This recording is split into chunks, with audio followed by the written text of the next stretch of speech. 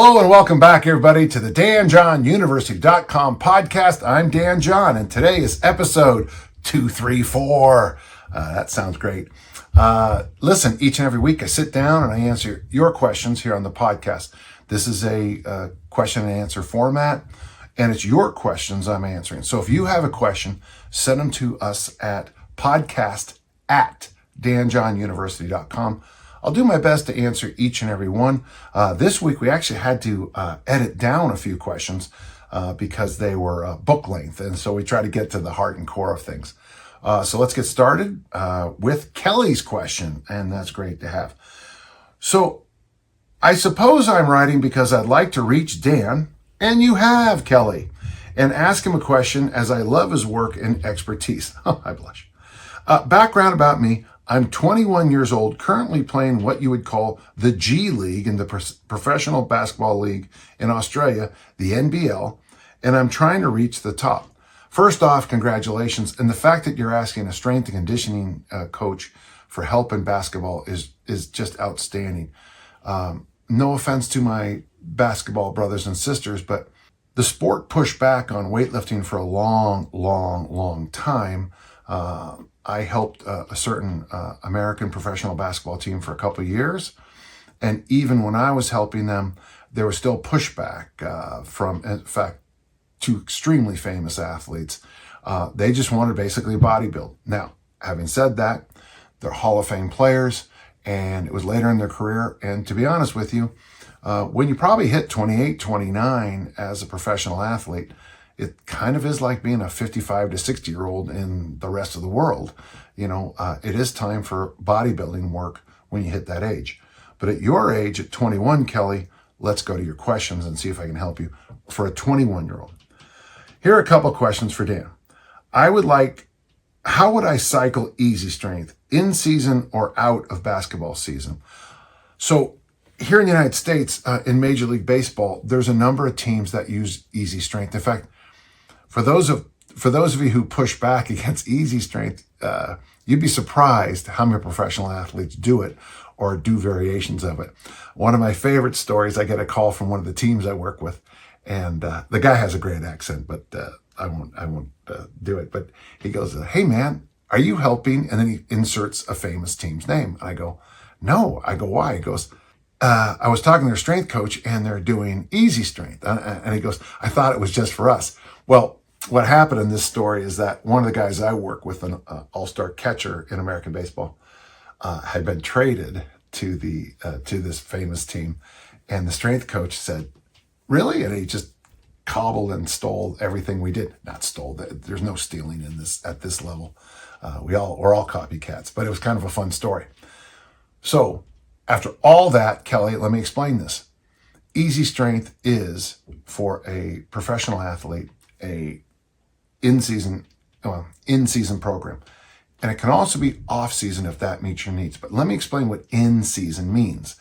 Now, since you're from Australia, let's just say you have a game on Monday night in Perth and the next night a game in Sydney. I'm just making this up. But for those who don't know the map of Australia, that's going to be a long bicycle ride, a long cab ride, and still a long airplane ride. So on a week like that, easy strength becomes a much different thing, not bad or whatever, but just different. So there's two adaptations we make for the professional in-season athlete. First off, you lift when you can. There might be situations where after basketball games, you go in and lift. In the National Hockey League, many teams lift weights after games because that's the only time they have. Home teams have a bit of advantage there. So they say the game starts at 7:00 at night, ends at 9, 10.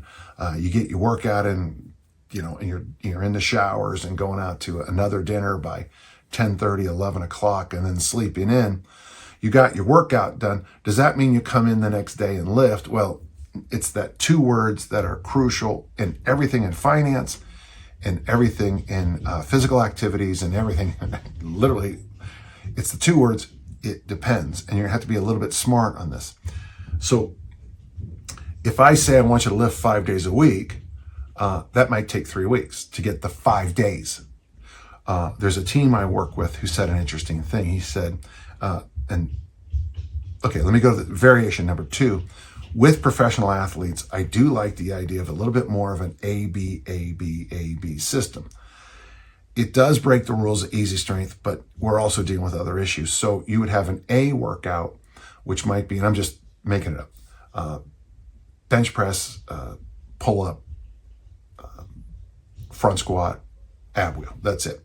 The B workout is military, row, back squat, and ab workout. A, B. So they're the same, but different. So A and B are the same-ish, but a little different. One team I work with, the guy told me, yeah, we expect the guys to do A, B, A, B, A, B in a 2-week period. Their easy strength protocol, the way they travel so much, is 2 weeks. He goes, but times it might take 5 or 6 weeks to get the 2-week workout in because of, little injuries, those niggling injuries, those little ones that just ache. They're not, you're not broken, but it hurts, So as a professional athlete, you're going to have to do a lot more. It depends when you're thinking here. This also works actually at every level for in-season training. The upside of being a track and field coach is that I know that this time of year, as I'm speaking at this moment, my throwers throw on Fridays usually. In a couple of months, they'll throw on Saturday. Well, if you throw on Saturday, you can train with a lot of volume on Monday. You can go heavy on Wednesday, and you can do a light tonic workout, like 80% for a single is what we did at Utah State University, and be fine for the meet. Other people go hard on Monday, hard on Wednesday, and then after the meet, Saturday, they go to their gym and lift heavy, which I think would be tough. But if you're on a road trip, it's going to be real hard to do that, and you can see what issues come from there. I still think that's in my perfect universe of strength and conditioning. We would all compete on Saturday. We would compete early in the day, and then we'd have the afternoon to get our workout in. Saturday night, we'd have way too much fun. Sunday, we'd recover from the track meet, the lifting, and the way too much fun, and then Monday, get back to the grind. So that would be the first level of advice, and I hope this helps. And then number 2, after an easy strength cycle, could I then do regular bodybuilding for hypertrophy and to look good? Actually, that is exactly what I recommend. Kelly, I don't know if you use the workout generator, but at the workout generator, we have the programs built for you. I'm also writing a book on hypertrophy, but the audience I'm using for the book wouldn't be 21-year-olds trying to look good on the beach or anything, okay? Just remember, if you want to look good, the 2 target zones are the shoulders and the glutes. So get some high reps and whatever variation of vertical press you like. I like double kettlebell press. I like the barbell military press. I like the alternating press family with kettlebells. And then, of course, my glute workout today, I did front squats, hip thrusts, clamshells, deficit deadlifts, ab wheel, and I'm sure there was something else. Oh, and then I did my mobility for my upper body. That's what to look good on the beach, military press and glute work. Some people say curls, but there's something marvelous about broad shoulders and taut glute buttocks, as the guy says in the Austin Powers movies. Gold member, yeah. All right, well, I hope that helped. But yeah, I think after 2 rounds of easy strength, everybody should slide over hypertrophy. If you're doing easy strength for Olympic lifting, I still like the idea of sliding over to a couple weeks of hypertrophy. It doesn't have to be 8 weeks. It can be just a few. I kind of get the benefits of my hypertrophy work in 3 or 4 weeks. I start, I get the benefits I need, and then I go back to easy strength because I still think load is the key to hypertrophy. Kelly, great question, and thank you for asking. And good luck. I would like, if you don't mind, Kelly, if you could send a email to podcast@danjohnuniversity.com. They'll send it directly to me in this case, and then I would like to reach out to you. I do travel to Australia sometimes, and I'd love to see you play. All right, we got a question from Tony, little different. Now, this is kind of fun. We go from professional basketball player to a philosophy question.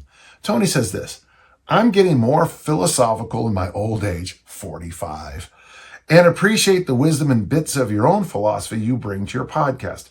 On a podcast with Pat Flynn, you mentioned the difference between philosophy and theology.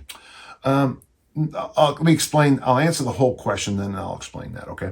Could you please elaborate on that some more? There's a video where Dave Tate and Jim Wendler talk about the importance of having a training philosophy, specifically for coaches and high-level lifters. How important do you think a training philosophy is for less elite trainees?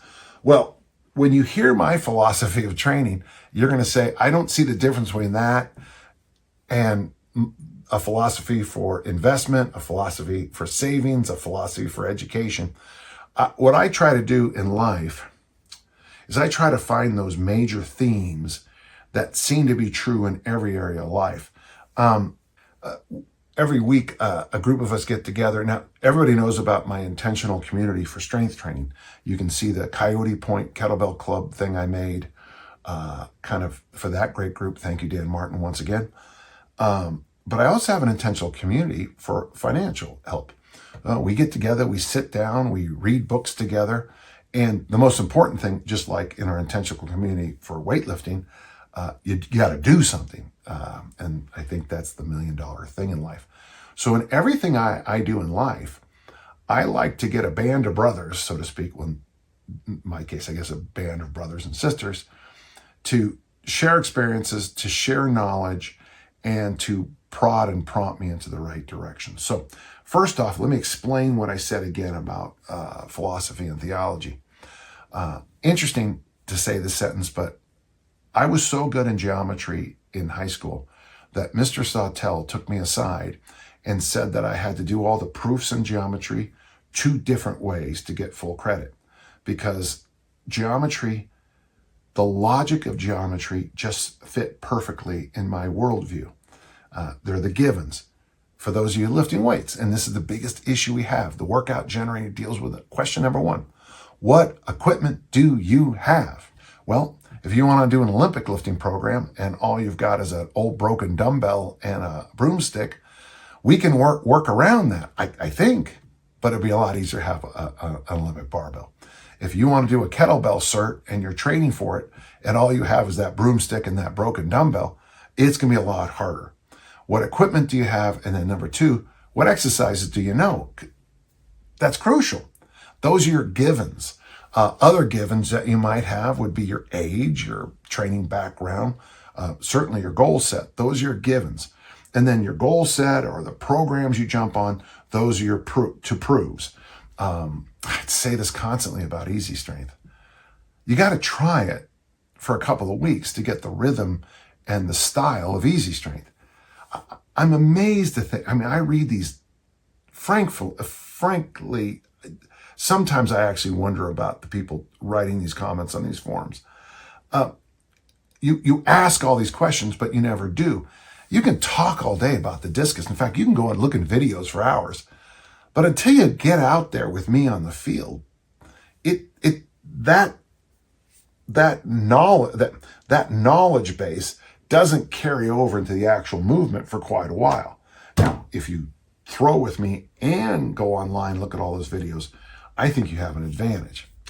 So, geometry is the foundation of logic. Philosophy is based on geometry. And one of the hard things you can have, now don't forget, I'm also, in college, I studied Wittgenstein. So he kind of upset the apple cart, I think is the cliche you're supposed to use when it comes to philosophy. But I really liked it because one of the things he did is he said, let's look again at the givens. And I remember my professor so clearly saying, when someone says, what is love? Of course, in the back of my head, I'm going, what is, okay, I will stop right now. Now it's funny because the other day you said, I loved you to your child. This morning you said you love Cheerios. You would never walk up to a mother cradling a newborn and say, can you define love for me? Because you see love in action. which is, I think, one of the most beautiful things we can do as human people is demonstrate love in action. So philosophy then is this idea of where we're going to take this logic and apply it to things in life. You can, get stuck in those wormholes of what is love, what is truth, and things like that. It's been interesting in my life to watch. I remember when people got on President Clinton for arguing over a few things in a deposition. And because the big argument was, so we don't even know what truth is. Folks, we always struggle with what truth is. And we'll always continue to struggle. I mean, there's lies, there's barefaced lies and liars. I mean, we all know that. But sometimes something as simple as what is truth is interesting. If you ever get into my junior college years, I was in that criminology department. And one of the things we discover is how untrustworthy eyewitnesses are. It's illuminating to find out how we did that.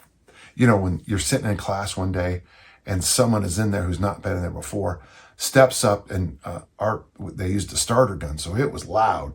Boom, guy popped the professor, ran out of the building, and of course they had planned it already, and then they stopped us from pursuit because we all thought it was real, and then we went back and they said, this is just a drill, describe the shooter.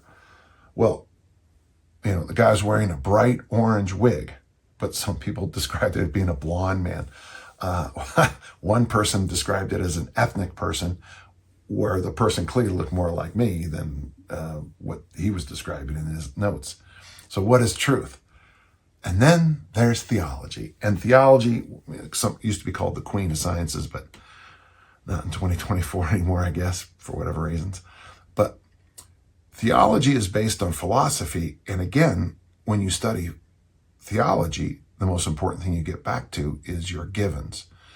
If you believe in one God, you have a radically different viewpoint of when bad things happen to good people. And in fact, the field is called theodicy. When you believe in one God, and how do you explain how bad things happen to good people is a massive conversation. If you believe in 365 million gods, when something bad happens to a good person, you just said, well, they angered one of the gods.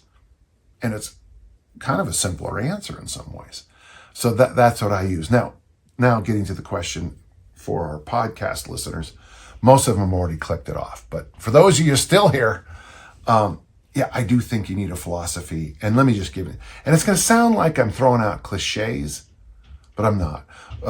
If the center of my philosophy, whether it's high-end performance, body composition, longevity, health, finances, relationships, family, whatever, the number one thing is a phrase I heard in 1977, little and often over the long haul.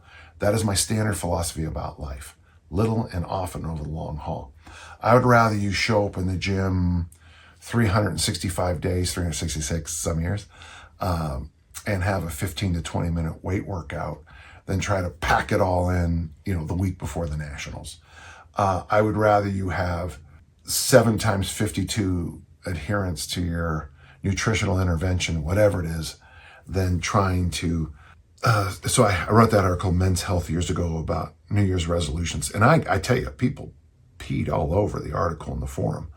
I said, I don't care what your resolution is this year, but 365 days from now, I want you to weigh 1 pound less. Well, it was a standard some of my friends tried, and one of them failed miserably.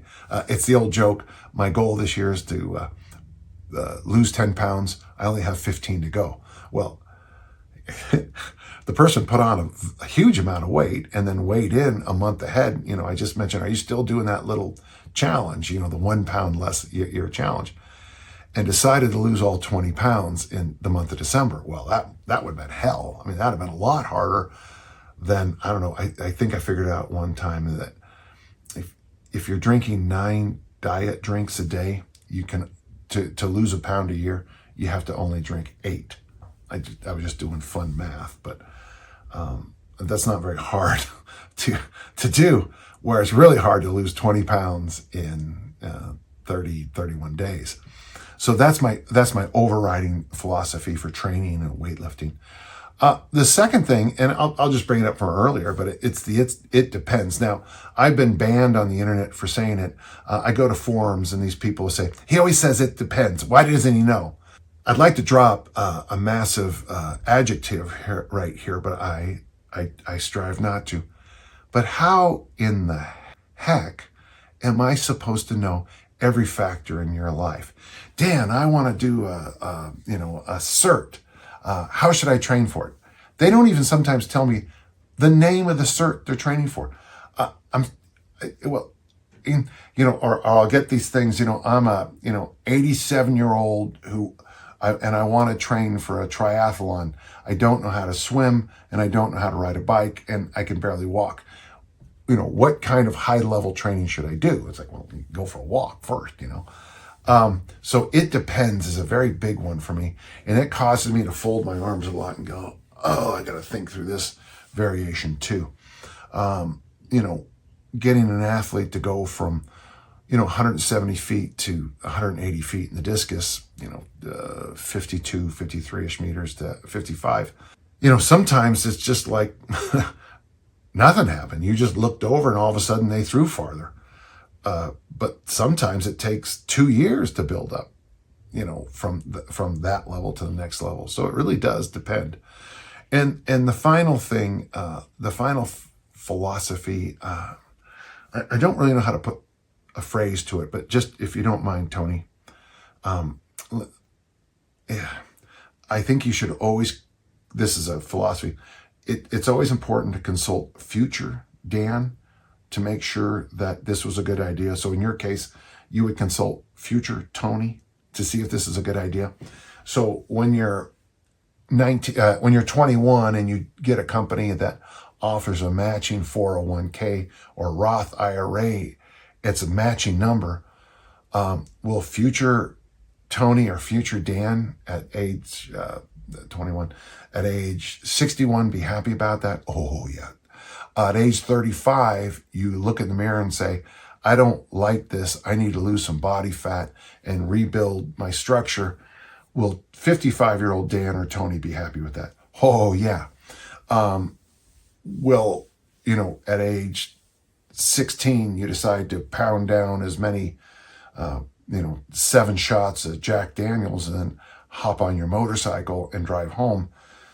Is future Dan going to be happy with that decision? Well, it depends, but I'm pretty sure in some cases it won't be a good idea. So I always consult mentally with future Dan or future Tony or future Edna about doing this now versus doing this later.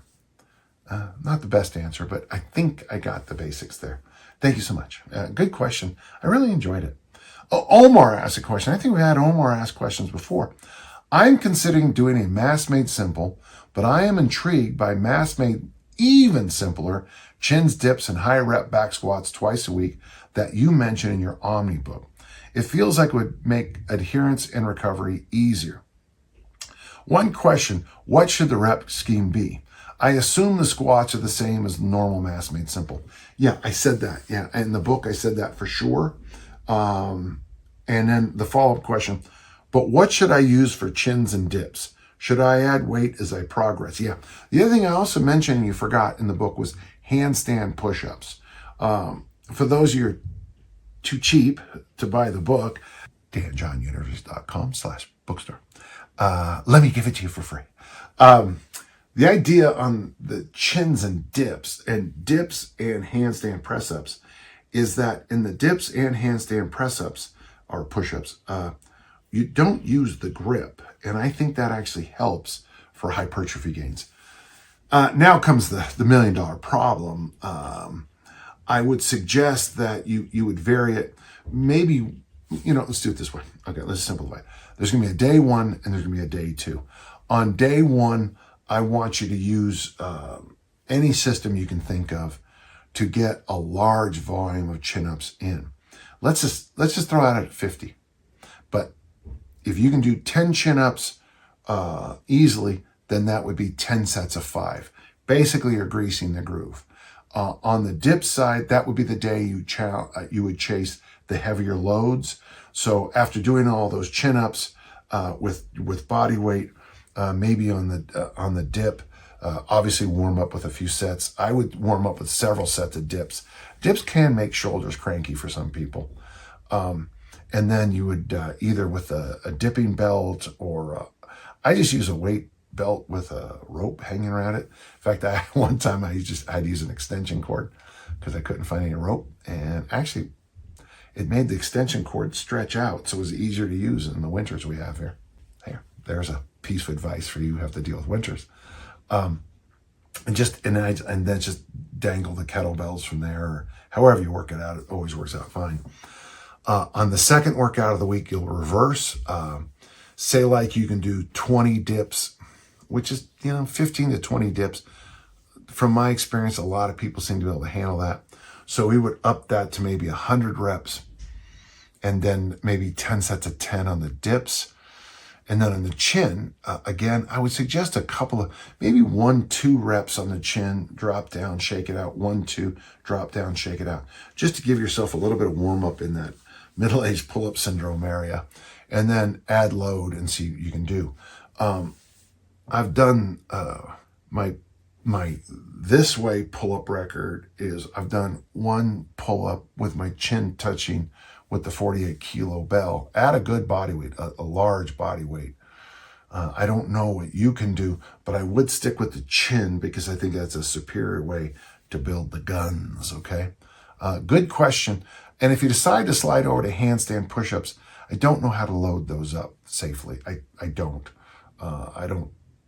So if you are interested in doing the handstand push-ups, folks, just get yourself in a good position and kind of do them like the great pressers of the 1960s did. Get up on a box or whatever, 2 boxes, drive your head through. I always like to have my heels on the wall for safety. I don't like it to be a balance exercise. Someone said at one time it was cheating. I just didn't see how that made the exercise easier. Yeah, obviously you get the balance part, but I think it also keeps you from doing this kind of thing. And man, you don't want to be twisting and turning on those shoulders under load, I think. Good question. Let me know how it goes. Okay, I want to know. All right, thank you. Nate's got a question. I'm 6'5" and 210. I play no check hockey in pads and helmet. What can I practice on land or on ice to learn to crash more athletically? It's funny because you already answered the question, but it doesn't seem like you're doing it. Falling on an elbow or hip is good in hockey pads because those pads are strong.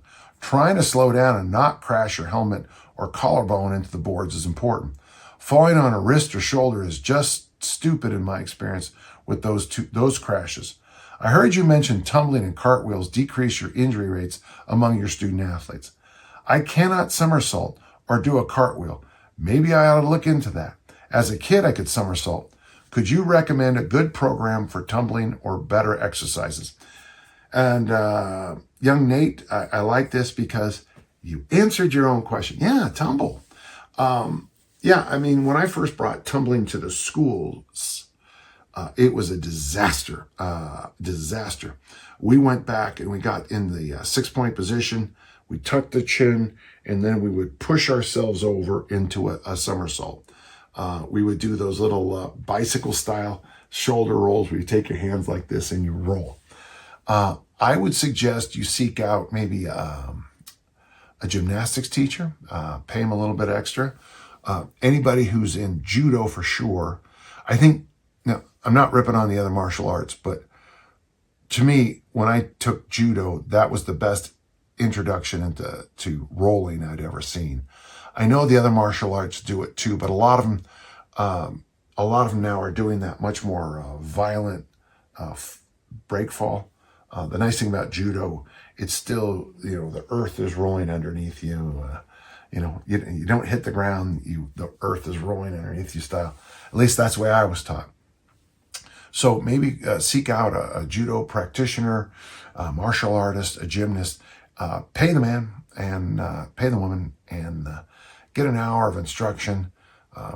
And then the other thing I'd recommend, if you can, there are these cheerleader tumbling pads. That's probably overkill, but you do want a mat to practice on. Once you start doing, we used to do this one drill, and it was really fascinating how, actually, I guess I'm kind of proud of it. But first we took the high jump pads into the wrestling room, and I had my athletes sprint, and then the idea was to leap in the air and try to land on your feet. Well, the physics didn't work, but what they learned how to do is a flying break fall. And then later we'd have the athletes scrunch up together in a row like this to see how many, and the idea was to see how many of your classmates you could leap over.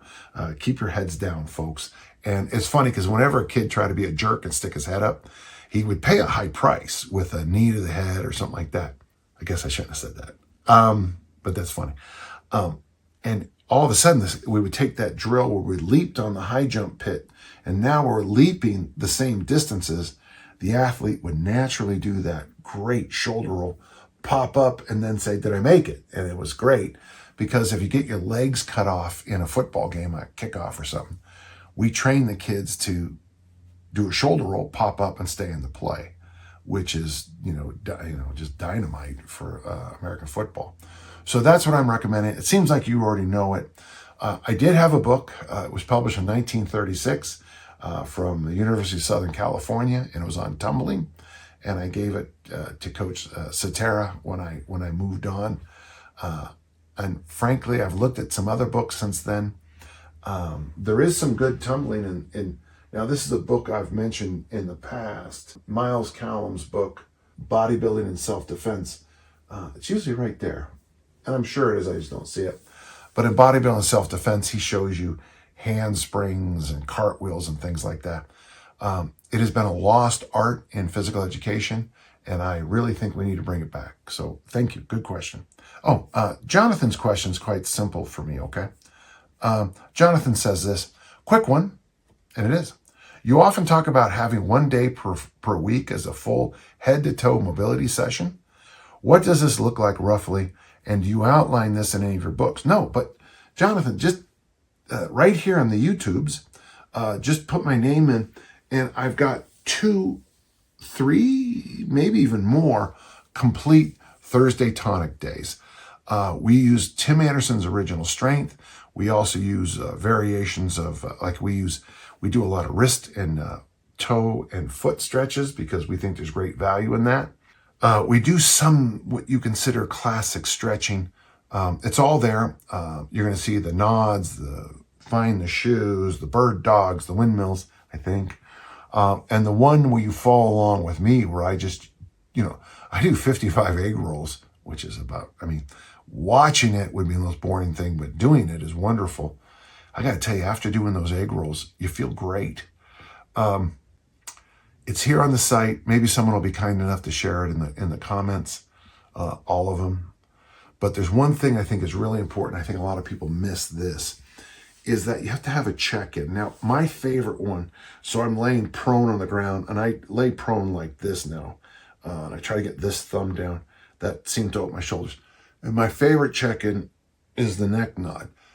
As I go through the hour of mobility, we'll come back to that neck nod, 3 or 4 times. And what I'll notice is I'll naturally start to move bigger every time. There's another movement that's pretty good. Here we go. This is from John Jerome's book, Staying Supple. And it is, I thought it was right there in the front. But he has this movement in here that I've always felt is fantastic. It's better known now as pretzels. I think Greg Cook called it a pretzel based on seeing. It's right here on the very opening page. I apologize for not finding that quicker. That is the position. I started using this book when I first started coaching, so it's been around a while. But the pretzel is that wonderful thing. You lay on your side. You have to do it to both sides, and you grab, and you get that full stretch.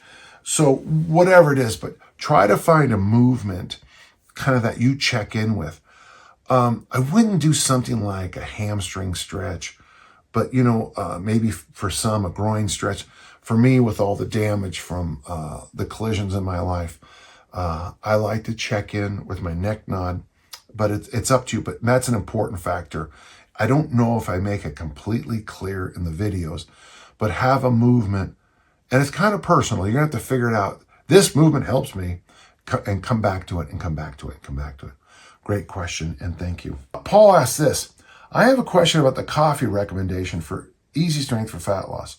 You recommend drinking lots of coffee, because I do, as it helps free up fatty acids, according to Rusty Moore and the research he shared with me, which are then burned off by walking.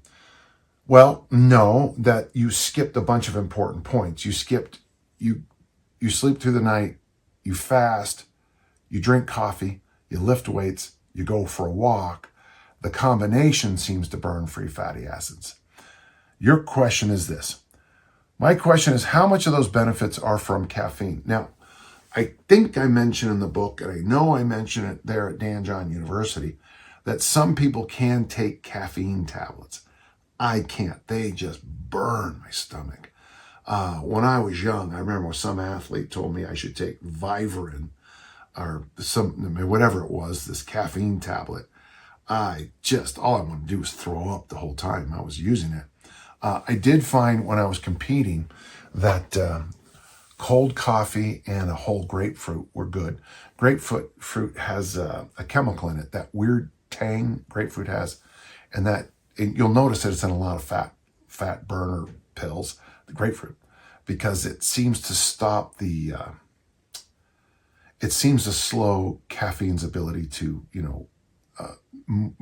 I can't remember the word, half-life or something like that. It helps it prevents it from down-regulating quickly, which, is a good idea, I guess. I liked it. I quit drinking coffee a while ago as I didn't like the caffeine dependence, or maybe more accurate, I really don't like the headaches. That's okay, I can get that. And now instead, drink lots of water in the morning and have no headaches. Would it be worthwhile to add in some decaf coffee? No.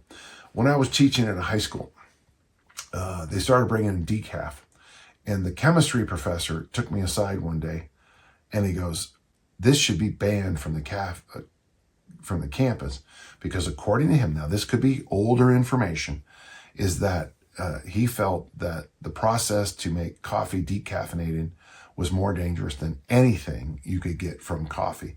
He actually told me he thought it was carcinogenic." This is just me quoting somebody else. Don't get on me about it. Or do the benefits for fat loss mostly come from the caffeine? No, well, okay, it's one of those things. You're taking a program or a suggestion I have, and you're pulling out one of the things. Do you need to drink the coffee beforehand? I don't know. I know some people say they get better benefits about drinking green tea. Not taking green tea supplements, by the way. Taking green tea pills doesn't seem to have the boost that drinking green tea has. I think partial the reason on that, it's not hot. That's a pretty simple point, but it's not hot. I think hot beverages actually assist in your body making certain decisions about, I gotta be careful. I sound like I'm high, I don't believe in astrology, but as a Virgo, we're skeptical, old joke. But yeah, I gotta be careful here because I'm starting to really get on the edge of, that kind of stuff, the woo stuff. But I do think drinking hot beverages helps. It's part of the Ayurvedic tradition. It's part of a whole bunch of other traditions. There's magic in hot chicken noodle soup, and it's undeniable when I'm not feeling well. If you replace it with another hot drink, maybe that's all you need to do. Do you need to do it? Well, you're not going to do it, so then you don't need to do it, okay? I hope that helps. Is it the most important part? No. The most important part of easy strength for fat loss is 5x52. 5 days a week. It's the walk. It's the little bit of fasting. It's the little bit of exercise. It's a little bit of walking. It's the compilation of all those things. The combination of all those things. All right, Harry has a question. My question begins with an observation. I like this. I just completed 32 days of easy strength. I had to take the last week off with some family issues, and it felt so refreshing. I noticed today when I was getting changed that my traps were tighter against my shirt. My arms were much more snug, and even my forearms are starting to pop. I jumped on the scale and actually put on 2 pounds since starting the program. I have not altered my diet and still have my calories set at 3,500. I wonder if this week that I finally noticed the rubber band effect. Yeah, that is one of the most underappreciated things in high-level performance is, well, nothing new. It's called super compensation, but Hans Selye, he told us this 100 years ago, and nothing's changed. And everybody notices it unless people are making themselves try to super compensate. Have you or any other clients noticed hypertrophy gains on the back off of easy strength? And why do you think this is when using such a light load? Accumulation of volume. Harry, I love it when people answer their own questions. Yes, I do. You'll notice that one of the things I recommend a lot is 2 rounds, 80 days of easy strength. Depending on how you do it, we're looking at 4 months. And then after that, you slide into a hypertrophy program. But the reason, Harry, I think it works so well is that I got stronger. So now when I military press on my hypertrophy program, let's say I was using some lightweight like 95 for 3 sets of 10. Nothing wrong with that. Well, after those months of easy strength, I'm now using 115 for 3 sets of 10. Well, that's a lot more load. And the accumulation of volume and the accumulation of total load is going to make inroads that your body will respond with those accommodations that make your traps snugger and your biceps bigger. Yeah, exactly right. And Harry, if you and I could have a long conversation, if I could just get people to do what you did, I would, A, wouldn't have a job, and B, be the happiest person in this room right now. Thank you. Now, officially, the very last question. Joshua. Kettlebells have changed my life and helped me recover from injuries. Good. They and you obviously have helped me lift stronger and wiser, and I've never got burned out. I never get burned out anymore or overtrained. Fantastic. I use kettlebells alone as a standalone practice full of complexes and programs, and I use them to supplement my barbell and bodybuilding programs. I always seem to incorporate the kettlebell into everything I do. Funny, even when I'm Olympic lifting, I'm the same. I add kettlebells. All right, it's funny. Whether it's the humane burpee, great workout, incorporated in my workout, suitcase carries, kettlebell deadlifts, goblet squats, swings, thank God, and then he says, thank God for swings. I seem to use kettlebells all the time. However, having said that, I don't like doing Turkish get-ups. And you know what, Joshua? I don't do them either. I mean, I teach it. I use pieces of the Turkish get-up, but you and I are walking down the same path. I know how to do them. I do them, but I like the components of the Turkish get-up much more than I like the exercise. I don't know. Maybe it's because, once you snatch over 300, over 400, you kind of nailed the whole body workout lifts. Yeah. Though I have still a great respect for it. Is there an alternative with kettlebells that I can do that is similar to Turkish get-up, but is not the Turkish get-up? Then he attached an article that I wrote for Dragon Door in 2015, and it's a famous article, How the Hard-Styled Kettlebell Challenge is the Answer to All Your Problems. It's the swing, the get-up, and the goblet squat, plus some push-ups. And honestly, if you just did that, you'd be okay. Buy the book. I would like to follow the routine that you laid out in the article for a bit, but instead of Turkish get-ups, can I incorporate something else with it with the similar benefits? Yeah. Josh, and for everybody else, here I've got this little thing we do. And if you ever go to my Perform Better workouts, workshops, I just taught this at Liftapalooza out there in Nashville. I teach it to my students all over the world. I call it the Get Back Up.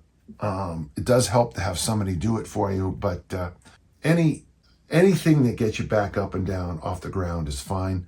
Another thing you might want to do is if you have the Hardstyle Kettlebell book, you see I break a few things down in like the kneeling windmill position. We do the rolling 45s, the rolling T's.